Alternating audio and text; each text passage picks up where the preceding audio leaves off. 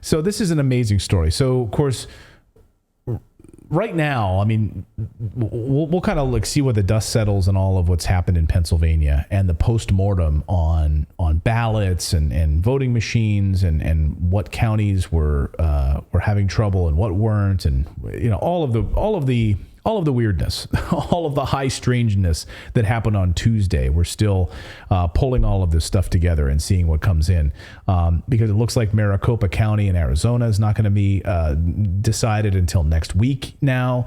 So there's a lot of questions, right? But Pennsylvania, all the major news organizations were ready to come right out, Fox and MSNBC and CNN, and declare Pennsylvania won for John Fetterman. Dr. Oz couldn't pull it off somehow. But John Fetterman, who suffered a stroke earlier this year, who cannot string a sentence together, who, yes, in fact, lived in his parents' basement, lived off of his parents for that many years, became famous during the pandemic. Suddenly, and he's the guy, of course, wearing the hoodies, and he's out there on the campaign trail and always wearing the hoodies, and then needs some sort of an Android device, some sort of a box to be able to speak. So he wins. He somehow beats Dr. Oz. And then, unbelievably, or maybe not unbelievably, you have mainstream media organizations and you have Democrats started to float the idea, John Fetterman, he's a guy he bounced back from adversity. He's a fighter. He's, in there in Philadelphia playing Rocky music. He's a fighter. He's a Pennsylvania fighter. And he might be our guy for president. He might be the guy that we're going to run as president of the United States. And you might think I'm joking. But watch MSNBC. This is just the tip of the iceberg. Watch. Fetterman as a nominee at some point for president. I know there's some variables, obviously. Just a few. But I just, what he did in the super red, deep red parts of Pennsylvania and the way that he ran ahead of Biden, as you were saying, ran ahead of Trump. I mean, it just makes you wonder about his future. Katie Tur from MSNBC. I'm going to say Fetterman, I know you might be joking about it. And, you get these chuckles on the set there, but they're all thinking the same thing. They're thinking, okay, I can't on television come out here and necessarily say Fetterman for president, but I'm secretly thinking it. Not me. Don't put words in my mouth. I'm saying what MSNBC is thinking, what Democratic donors are thinking. They're thinking, this guy just beat Dr. Oz, the guy that had his own television show for years, wrote books, hugely famous. He beat Dr. Oz on the Oprah Winfrey Show. He had Trump come into Pennsylvania. And Fetterman... Well, Oprah did endorse Fetterman, just to be fair. True. Yeah, that is true. But, Trump comes and endorses Dr. Oz in the dark red part of Pennsylvania. Now, when I was covering the election, I was out in Butler County. I'm from Pennsylvania, but I when Fox sent me out there to cover the election, I was on election day. I was out in Butler County, and holy smokes! I mean, it was absolutely there was not a Hillary Clinton sign anywhere to be seen. I mean, you're talking no freaking way are they voting for Hillary Clinton. And in fact, I was at an event where she held an event nearby the night before, and there was like no one there before election day. She was in like the dark red part of Pennsylvania, and no one was there. It was all Trump. So Trump comes to town. He's out in Lucerne County. He's doing his speeches, or he's out in Latrobe and so forth. And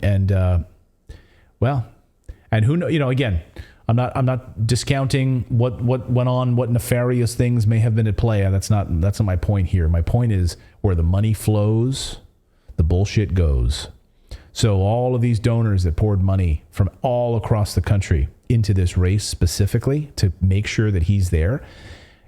Again, it's like having an Android candidate. So I'm of the opinion, I'm of the argument that they just want a meat puppet. They just want a cyborg with skin draped over it as their candidate that they can control. And those guys are always thinking about ROI. That's like the number one thing they think about. So they're not investing in these people for nothing. No, of course, but they just want a puppet. They like they have with Biden. So what they're looking at Biden is saying, here's a guy who can't complete a sentence. Whatever we want in the deep state, he will do. right? That's exactly what Biden does. Whatever we want in the military-industrial complex and the biopharmaceutical complex, whatever we want, he does. Well, and people were already saying he was in mental decline before he was elected. Like, this was not new news when he ran for president. And the fact that they pulled all the other, Buttigieg and all the other younger candidates completely out of the race and said, let's make it Biden. I mean, that's somebody's agenda, because there's no way that they were just like, oh, this guy's just completely mentally capable of running for president. Let's put him out because we believe in him and he's going to be, great. No, you're exactly right. It's because they're easy to pull the strings. Yeah, and early on they were saying no, Biden, no way. Early on, Democrats were saying no. And then it became apparent, like, he's our puppet. He's our guy. He's our puppet. And so we're throwing all of our money and attention and censorship and structure behind this guy so that we can get the job done. And you have the biggest turnout in history, and somehow Biden, and then we see this, and Biden sweeps into the presidency, and they literally have a puppet in the White House that they can control from the top down.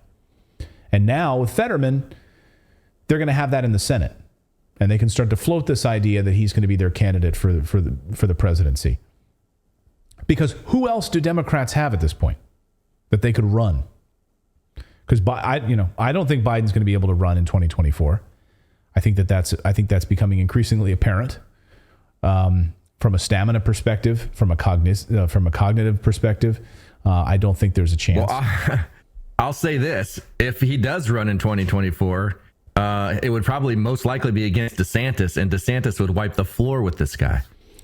Yeah, we'll see next week if Trump runs and makes his announcement. That's going to be fascinating. Oh no, I guess I was thinking 2028 actually.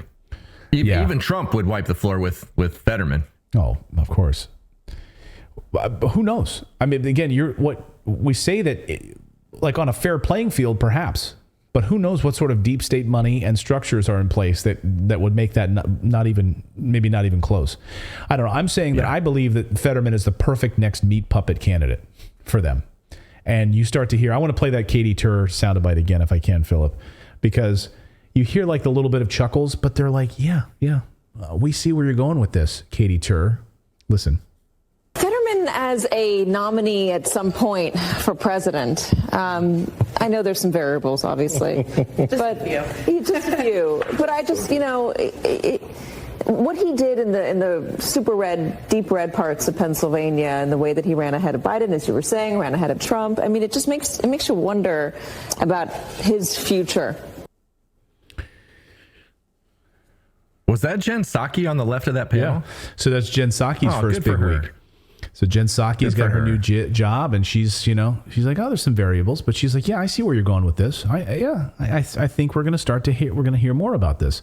And of course, the mainstream media has fallen in line with him, right? They sit down, they're like, John Fetterman, who bravely overcame a stroke to win the Senate. We sat down with him, and we just want to say, and you hear that on The View and Sonny Holston, you're so brave. You've overcome this. And so that's the fawning media coverage that you'll get. They'll do Time Magazine pieces. They'll do 60-minute pieces with him, and they'll feature him and, what he's been able to do. And there'll be more focus when he's in the Senate on stroke cases and money for stroke victims and all of that. It's right out of their playbook. But I just think that they need a meat puppet, and that's exactly what they want with Fetterman. So when I heard that, that's immediately what I thought. They need another Biden that they can absolutely control. I'd love to hear your thoughts on this. Let us know in the chat what you guys think of this.